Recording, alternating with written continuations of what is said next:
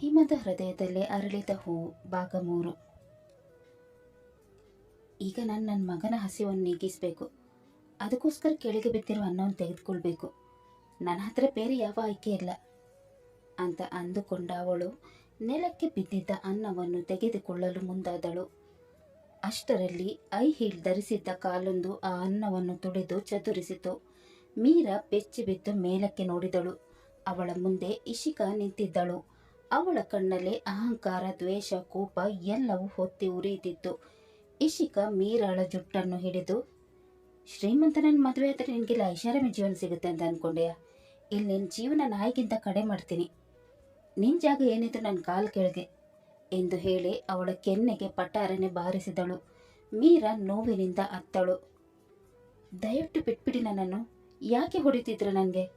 ನನ್ನ ಮಗನಿಗೆ ಹೊಟ್ಟೆ ಹಸಿತಾ ಇದೆ. ಸ್ವಲ್ಪ ಊಟ ತಗೊಂಡು ಹೋಗ್ತೀನಿ ಅಷ್ಟೇ. ಯಾಕೆ ಹೊಡಿತೀರಾ? ಅವಳ ಮಾತು ಕೇಳಿ ಇಶಿಕಾ ಜೋರಾಗಿ ನಕ್ಕಳು. ಮತ್ತೆ ಅವಳ ಜುಟ್ಟನ್ನು ಗಟ್ಟಿಯಾಗಿ ಹಿಡಿದು, ಹೊಡೆಯದೆ ನಿನಗೆ ಆರತಿ ಮಾಡಬೇಕಾ? ನನ್ನ ಗಂಡನೇನು ಬಲೆಗೆ ಹಾಕೋತೀಯಾ? ಇವತ್ತು ನಿನಗೆ ನಿನ್ನ ಜಾಗ ಎಲ್ಲಿ ಅಂತ ತೋರಿಸ್ತೀನಿ. ಊಟ ಬೇಕೇನೋ ಊಟ ನಿನಗೆ ಎಂದು ಹೇಳಿ ಐ ಹೀಲ್ ಸ್ಯಾಂಡಲಿಂದ ಅವಳ ಕೈಯನ್ನು ಜೋರಾಗಿ ತುಳಿದಳು. ಮೀರಾ ನೋವಿನಿಂದ ಜೋರಾಗಿ ಅಳತೊಡಗಿದಳು. ಅವಳ ನೋವು ನೋಡಿ ಇಶಿಕಾಳಿಗೆ ಖುಷಿಯಾಯಿತೇ ವಿನಃ ಅವಳ ಕಠೋರ ಮನಸ್ಸು ಒಂಚೂರು ಕರಗಲಿಲ್ಲ. ನಂತರ ಅವಳು ಕಾಲಿನಿಂದ ತುಳಿದ ಅನ್ನವನ್ನು ತೋರಿಸಿ, ತಿನ್ನೆ ಇದನ್ನ ಎಂದು ಆದೇಶಿಸಿದಳು. ಮೀರಾ ಇಲ್ಲ ಅಂತ ತಲೆ ಕದಲಿಸಿದಳು. ಆ ಕ್ಷಣದಲ್ಲಿ ಇಶಿಕಾ ಕೆಲಸದವರ ಕಡೆ ನೋಡಿ ಸನ್ನೆ ಮಾಡಿದಳು. ಆಗ ಕೆಲಸದವರು ಮುಂದೆ ಬಂದು ಅವಳಿಗೆ ಬಲವಂತವಾಗಿ ತಿನ್ನಿಸಲು ಪ್ರಯತ್ನಿಸಿದರು. ಮೀರಾ ಅತ್ತಳು. ಅವಳ ಸಹಾಯಕ್ಕಾಗಿ ಅಲ್ಲಿ ಯಾರೂ ಇರಲಿಲ್ಲ. ಅಷ್ಟರಲ್ಲಿ ಒಂದು ಗಟ್ಟಿಯಾದ ಧ್ವನಿ, ಸ್ಟಾಪ್ ಎಂದು ಕೇಳಿಸಿತು. ಎಲ್ಲರೂ ತಿರುಗಿ ನೋಡಿದರು. ಬಾಗಿಲ ಬಳಿ ಶೌರ್ಯ ಸಾಲೆ ನಿಂತಿದ್ದನು. ಅವನ ಕಣ್ಣುಗಳಲ್ಲಿ ಕೋಪ ಹೊತ್ತಿ ಉರಿಯುತ್ತಿತ್ತು. ಅವನು ಮೀರಾಳ ಹತ್ತಿರ ಬಂದು ಕೆಲಸದವರನ್ನು ದೂರ ಸರಿಸಿ ಅವಳನ್ನು ಹಿಡಿದು ಅವಳಿಗೆ ಆಸರೆ ಕೊಟ್ಟು ನಿಲ್ಲಿಸಿದನು.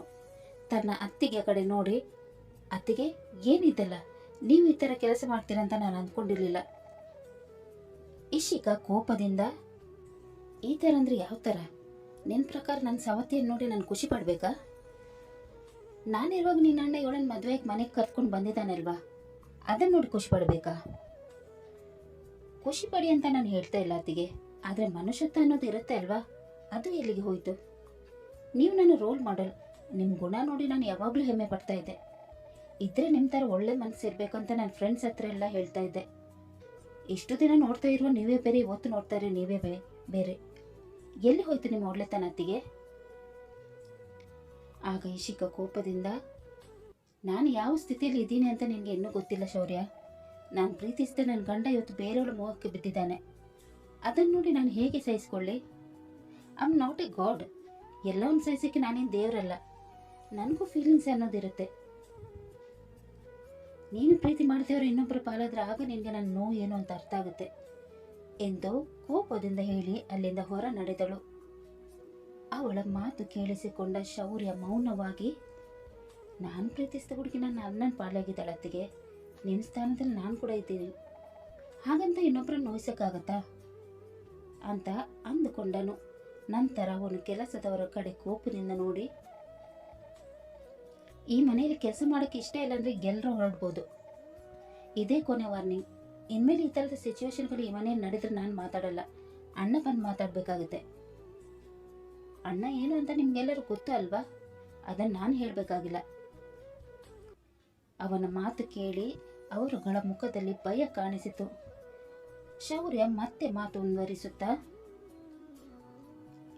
ಬೇಗ 2 ತಟ್ಟೆಯಲ್ಲಿ ಊಟ ಹಾಕಿ ಅದನ್ನು ಗೆಸ್ಟ್ ರೂಮಲ್ಲಿ ಇಟ್ಬಿಟ್ಟು ಬನ್ನಿ ಎಂದು ಹೇಳಿ ಮೀರಾಳನ್ನು ಕರೆದುಕೊಂಡು ಅಡುಗೆ ಮನೆಯಿಂದ ಹೊರಬಂದನು.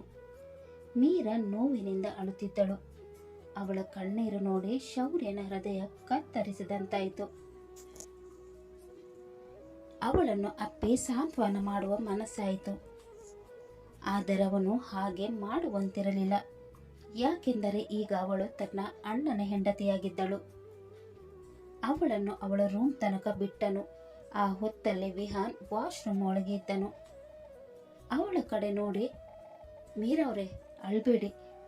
ಇನ್ಮೇಲೆ ನಿಮ್ಗೆ ಏನಾದರೂ ಬೇಕಿದ್ರೆ ನನ್ನನ್ನು ಕೇಳಿ. ನಾನು ಇಲ್ಲಾಂದರೆ ನನಗೆ ಕಾಲ್ ಮಾಡಿ. ನನ್ನ ಮೊಬೈಲ್ ನಂಬರ್ ಆಲ್ರೆಡಿ ನಿಮ್ಮ ಹತ್ರ ಇದೆ ಅಲ್ವಾ? ಅತ್ತಿಗೆ ಮಾಡಿದ ತಪ್ಪಿಗೆ ನಾನು ನಿಮ್ಮ ಹತ್ರ ಕ್ಷಮೆ ಕೇಳ್ತೀನಿ. ಇನ್ಮೇಲೆ ಈ ಥರ ಆಗದಂತೆ ನಾನು ನೋಡ್ಕೋತೀನಿ.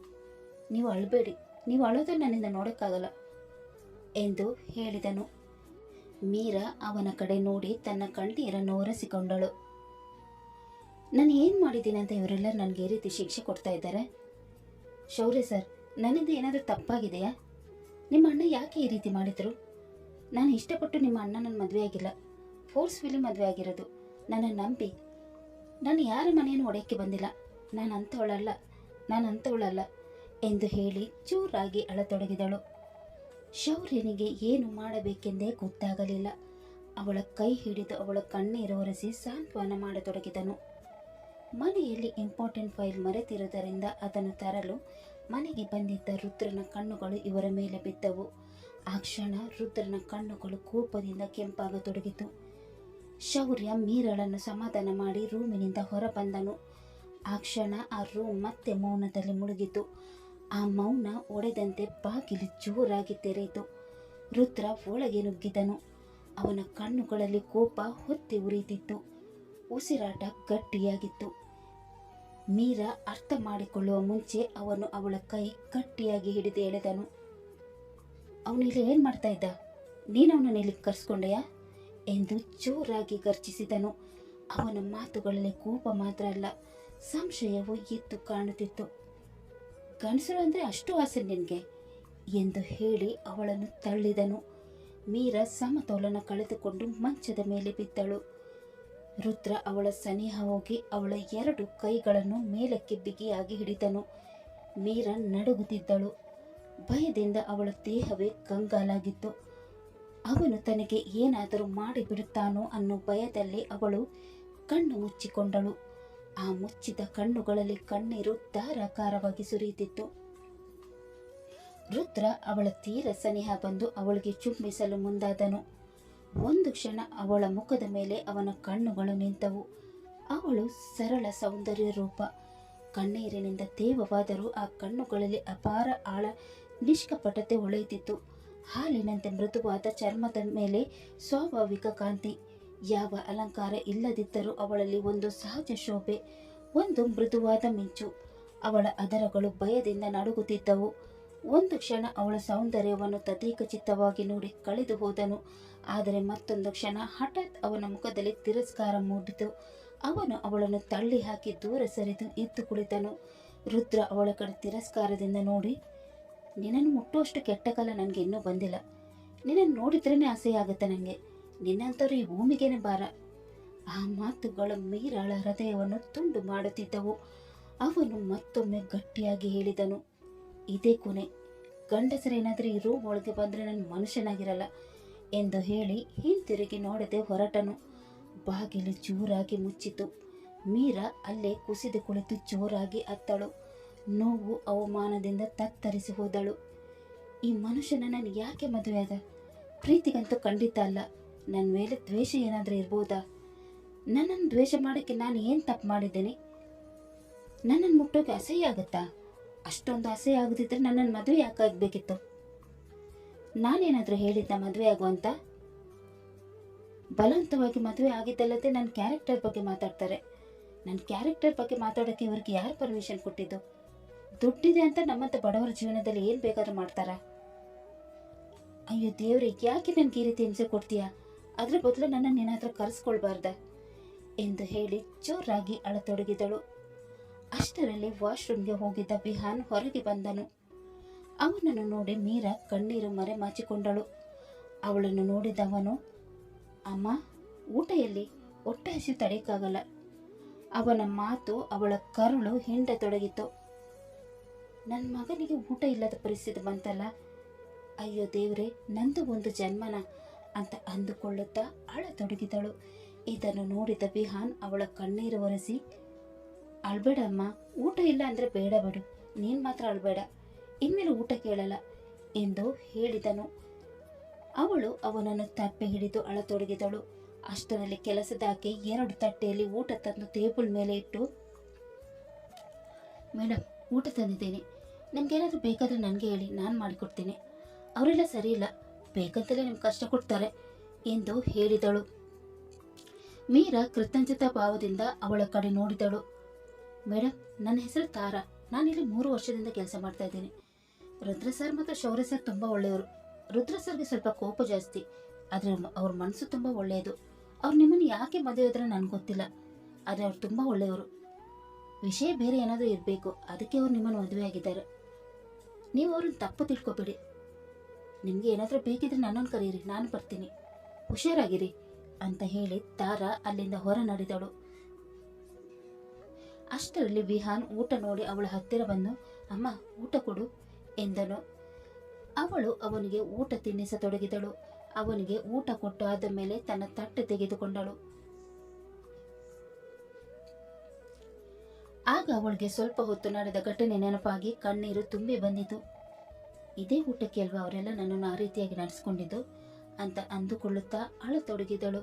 ಮತ್ತೆ ಅವಳಿಗೆ ರುದ್ರ ಹೇಳಿದ ಮಾತು ನೆನಪಾಯಿತು. ನನ್ನನ್ನು ನೋಡಿದ್ರೇನೆ ಅಸಹ್ಯ ಆಗುತ್ತೆ ಅಂತೆ ದುಡ್ಡಿನ ಮದ ಹೊತ್ತಿರೋ ಆ ಮನುಷ್ಯನಿಗೆ. ಅವನು ಒಳ್ಳೆಯವನಂತೆ, ಒಳ್ಳೆತನದ ಮುಖವಾಡ ಹೊತ್ತಿರೋ ರಾಕ್ಷಸ ಅವನು. ಒಳ್ಳೆಯವನಾಗ್ಲೂ ನನಗೆ ಈ ರೀತಿ ಹಿಂಸೆ ಮಾಡ್ತಾ ಇರಲಿಲ್ಲ. ಆ ತಾರಳಿಗೆ ಯಾಕೋ ಕನ್ಫ್ಯೂಸ್ ಆಗಿರ್ಬೇಕು, ಅದಕ್ಕೆ ಆ ರೀತಿ ಮಾತಾಡ್ತಾ ಇದ್ಲು ಅಂತ ಅಂದುಕೊಳ್ಳುತ್ತಾ ಕಣ್ಣೀರು ಹಾಕಿದಳು. ಅವಳು ಊಟದ ಕಡೆ ನೋಡಿದಳು. ಅವಳಿಗೆ ಯಾಕೋ ಊಟ ತಿನ್ನಲು ಮನಸ್ಸಾಗಲಿಲ್ಲ. ತಟ್ಟೆಯನ್ನು ಪಕ್ಕದ ಟೇಬಲ್ ಮೇಲೆ ಇಟ್ಟು ಕಿಟಕಿ ಪಕ್ಕ ಹೋಗಿ ನಿಂತುಕೊಂಡಳು. ಇಶಿಕಾ ತುಳಿದು ಗಾಯ ಮಾಡಿದ ಕೈಯ ಚರ್ಮ ಕಿತ್ತು ಕೆಂಪಗಾಗಿತ್ತು.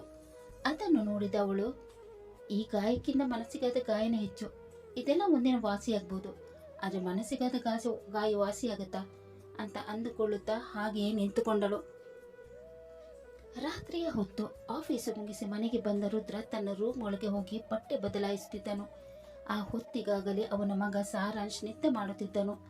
ಅವನ ರಗ್ಗನ್ನು ಸರಿ ಮಾಡಿದ ಅವನು ಅವನ ಹಣೆಗೆ ಮುತ್ತು ಕೊಟ್ಟು ಅಲ್ಲಿಂದ ಹೊರಬಂದ ಹಾಲಲ್ಲಿ ಕುಳಿತುಕೊಂಡನು. ಆ ಕ್ಷಣ ಅವನ ದೃಷ್ಟಿ ಗೆಸ್ಟ್ ರೂಮ್ ಕಡೆ ಹೋಯಿತು. ಕೂಡಲೇ ಅಲ್ಲಿಂದ ಎದ್ದು ಗೆಸ್ಟ್ ರೂಮ್ಗೆ ಹೋದನು. ಮೀರಾ ಮಗನನ್ನು ಮಲಗಿಸಿ ಗಾಯವಾಗಿದ್ದ ಕೈಯನ್ನು ಕಾಟನ್ನಿಂದ ಕ್ಲೀನ್ ಮಾಡುತ್ತಿದ್ದಳು. ಆ ಕ್ಷಣ ಅವಳ ದೃಷ್ಟಿ ಬಾಗಿಲ ಕಡೆ ಹೋಯಿತು. ಅಲ್ಲಿ ರುದ್ರ ನಿಂತಿದ್ದನು. ಅವನನ್ನು ನೋಡಿದ ಅವಳು ಭಯಗೊಂಡಳು. ಅವನು ಒಳಗೆ ಬರತೊಡಗಿದನು. ಅಷ್ಟರಲ್ಲಿ ಅವಳು ಕತೆ ಮುಂದುವರಿಯುವುದು. ರೂಮಿಗೆ ಬಂದ ರುದ್ರ ಮೀರಾಳ ಕಡೆ ಆ ಕ್ರೂರ ದೃಷ್ಟಿ. ಮುಂದೇನು ಆಗುತ್ತೆ? ರುದ್ರ ಮತ್ತೆ ಅವಳಿಗೆ ಹಿಂಸೆ ಕೊಡ್ತಾನಾ, ಅಥವಾ ಕಥೆಯಲ್ಲಿ ಹೊಸ ತಿರುವು ಬರ್ತಾ ಇದೆಯಾ? ಈ ಸಸ್ಪೆನ್ಸ್ಗೆ ಉತ್ತರ ತಿಳಿಯಲು ಮುಂದಿನ ಸಂಚಿಕೆಯಾಗಿ ಕಾಯೋಣ. ಅಲ್ಲಿ ತನಕ ಈ ಕತೆ ನಿಮ್ಗೆ ಇಷ್ಟವಾದಲ್ಲಿ ಲೈಕ್ ಮಾಡಿ, ಶೇರ್ ಮಾಡಿ ಮತ್ತು ಸಬ್ಸ್ಕ್ರೈಬ್ ಮಾಡೋದನ್ನು ಮಾತ್ರ ಮರಿಬೇಡಿ. ಹಾಗೆ ಕತೆ ಹೇಗಿದೆ ಅಂತ ಕಮೆಂಟ್ ಬಾಕ್ಸಲ್ಲಿ ತಿಳಿಸಿ. ಮುಂದಿನ ಸಂಚಿಕೆಯಲ್ಲಿ ಮತ್ತೆ ಭೇಟಿಯಾಗೋಣ. ಧನ್ಯವಾದಗಳು.